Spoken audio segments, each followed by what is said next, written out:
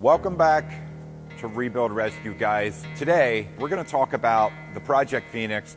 We're going to talk about how many awesome people have donated towards it.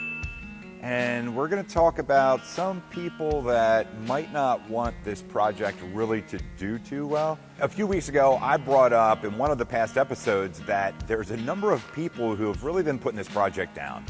They don't want this project to happen. They're, pushing against it. They're saying it's a scam. They're questioning who I am, who Rebuild Rescue is, and really who the team is and the community. Over the past couple months, I thought about these people a lot. And I thought about, what are they feeling? Why are they doing what they're doing? And my thought is, can we share a little bit about the story here and why we're doing this? Like, why are we doing this? Why are we giving hours and hours and hours of our time? Why are we giving thousands of our own money to make this happen? So I wanted to take some time and I wanted to explain to all of you guys out there that have invested your time and your money donating towards this project, who we are, what we're about, and why the heck we're doing this. So let's go. So our mission with the 401 Phoenix isn't just to have an airplane that we can fly around. Our mission is to inspire people all over the world and to have an airplane that can fly on missions and help people for years to come, even after we're not here anymore. To help you guys understand a little bit better, I think I need to take you somewhere so you can see where it all started.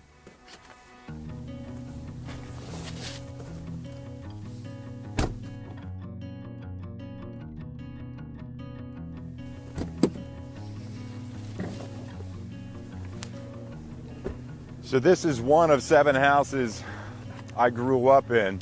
I grew up really poor. There were times when we didn't have food, we didn't have heat, but there was times when we had help. And that's what's inspired me today to do the Free Abandoned Airplane Project, to do the 401. Because had we not had help along the way, had we not had family, had we not had friends, I probably wouldn't be here today. And I definitely wouldn't be able to do what I've done throughout my life, have a business, learn, make that business thrive, and then be able to pass it forward. Possibly to be able to help folks like you, like your neighbors, like your friends, like your family, and just do some really good things, because I owe it to be able to do that for other people. And that's why we're doing the Phoenix Project. That's why we're investing so much time, so much of our own money. And that's why it means so much to me to have you guys involved. So if you guys saw a video I dropped a number of months ago, I took you over to my business that I started when I was 19 years old. I started that business out of the trunk of my car because I didn't have the money to really start a business. I was a new father. I had a 6-month-old son, and I can tell you for a number of years, it was a struggle. But we've done well, through hard work, a lot of 70 and 80-hour work weeks. But I've got a great crew. I've got a ton of awesome people involved. Hey, Christina, how are you? I'm good. How are you? Hello. Good. Hey, what's up? How's it going, man? What's up, brother? How are you, man? Good. What's happening, Elijah? Not much. How are you? Good. It's really been a dream come true, and that's really what led me into doing YouTube, into sharing my love for taking things that don't work, for taking things that need help, and making them work again, making them valuable again. So now you guys know a little bit more about me, about who I am, and why the 401 Phoenix Project, why it means so much to me, and why it means so much to me to have each and every one of you guys on our side with us and really interested in the project and what we're going to do with it. And I know some of you guys are like, Jason, look, why aren't you just buying a used 401 or a 402 or a 414 or something like that? Because you could take the GoFundMe money and you could just buy one. In some ways that does make sense, but in most ways it doesn't. If you get a 401 or a 402 that's a 1969, even early 1970s, there's going to be issues with it. You're going to be buying someone else's project. You're going to be putting 10, 20, $30,000 a year into that in annual cost to get it fixed up, to get it in annual, to get it inspected every year, and to get it maintained and to keep it flying. Where our 401, this thing's gonna be new. All those things are already gonna be serviced, already going over. Guys, this is gonna be the newest 401 in the world. It'll be like the #1 401, which is exciting to me. And you know what? If we're flying somebody somewhere or we're going on a mission, the last thing we want is for it to be stranded somewhere because it has issues. So we're doing that now. We're restoring it now. We're not going to have someone else's airplane that has issues that we're going to need to fix.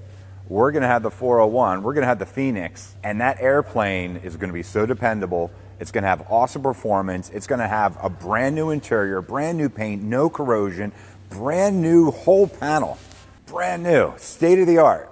And it's going to be amazing. It's going to be so much better than buying something that needs all kinds of work for the amount of money. And also, the reason that people invested in the project is because they wanted to see this project be resurrected, because they wanted to see us do the unimaginable, maybe the crazy, but anyway, the unimaginable thing of getting this thing flying again. It's not only our dream, it is everybody else's dream as well. And that's what makes it fun. That's what makes it so much more than just an airplane. And there's something that you guys don't know about. And that was a personal promise that I made Sam months and months ago. I wonder if you actually realize that you're gonna fly the 401 one time again. Hopefully maybe more than one time, but at least one time you're gonna fly that again. Have you thought about that? Have you actually believed?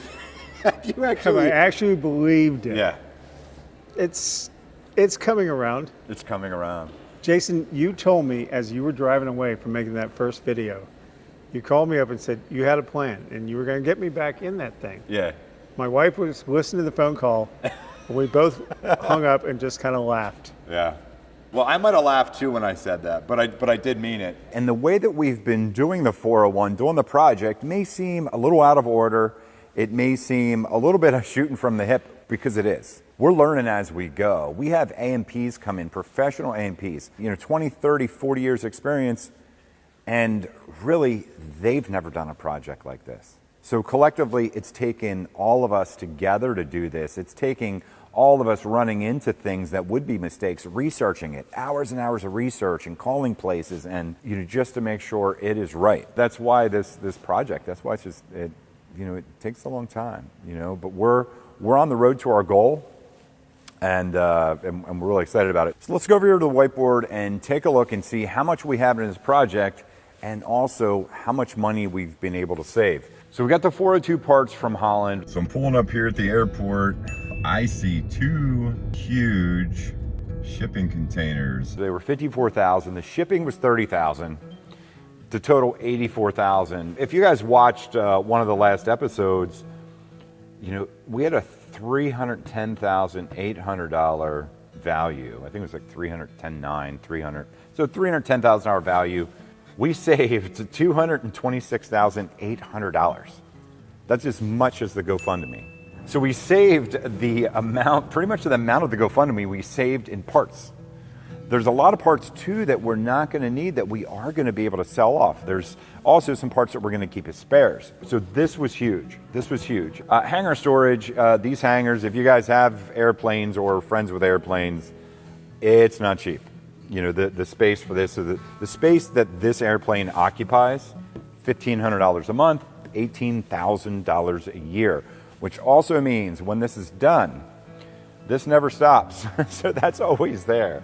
Not cheap, and actually I got a really good deal here. So, miscellaneous new parts and materials. I didn't want to break them all down. Like, there's some things that we do get through some sponsorships, but there's a ton of stuff that we've had to buy, tires, tubes, different parts of the airplane, different screws, things like that, even different chemicals and stuff like that. $6,000 that we have in those. Professional services. This is the AMPs. There's some AMPs and different professional services we have that come in here and review our work and stuff like that. So we have about 16,000 so far. So far in the project, we only have 124,000 in it. One of the things for me that I wanted to make sure is that I wasn't taking donated money and just spending it. We wanted to do it the most responsible way possible. That's why we're in here grinding in the hangar. That's why it's late nights, it's weekends. That's why the labor, we're doing all that ourselves. If we would have sent this out, we would have been through the donated monies and not even been halfway done. We also have some killer companies that came on board. 3D Auto Body. They're going to be painting this with us. They're going to be paying for the paint, everything. We have Avidyne. Avidyne donated a huge amount of the avionics you guys are going to see in future episodes. Aspen donated 4 displays, and this panel is going to be sick. So excited about that. MJ Aircraft Interiors, they're donating the interior. So at the end of this whole project, I'm going to go over all the exact numbers, what we got into this, so you guys can also know, what we've been doing here, but you'll also know what it would take if you wanted to do this yourself, and we'll also be able to compare it to maybe some other stuff that would be comparable if you bought it brand new today. I can tell you something comparable today would be millions of dollars. Oh, and I almost forgot. One of the things I did want to talk about, I didn't talk about yet, is the fact that no matter what we do, we are going to get taxed on the GoFundMe monies. We did start a nonprofit. Originally, it was Rebuild Rescue Charities. We changed the name to the Rescue Foundations. You guys saw in some previous episodes, we talked about it. Originally, what we had thought is we would take the GoFundMe monies and we could transfer it over to that foundation, and then that way we wouldn't be taxed on the donated monies, because that foundation didn't start till months after the GoFundMe was started. But after talking to the IRS, which is people you don't want to mess with, here's Johnny. They had said, hey, no, you can't just do that. You can't bring monies in personally in a GoFundMe, put it in a personal GoFundMe account, and then decide you're putting it into a nonprofit account. They have to tax you on that money. You can put it in there, but that's after they get their cut, which we all know the IRS always gets their cut.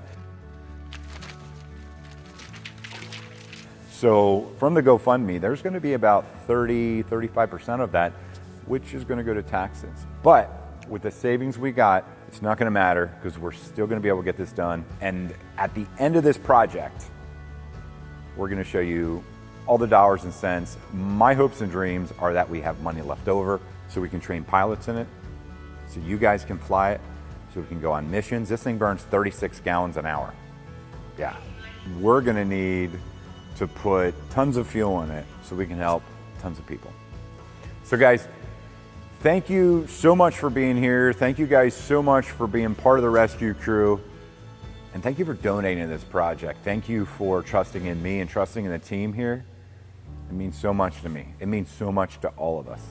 Take care.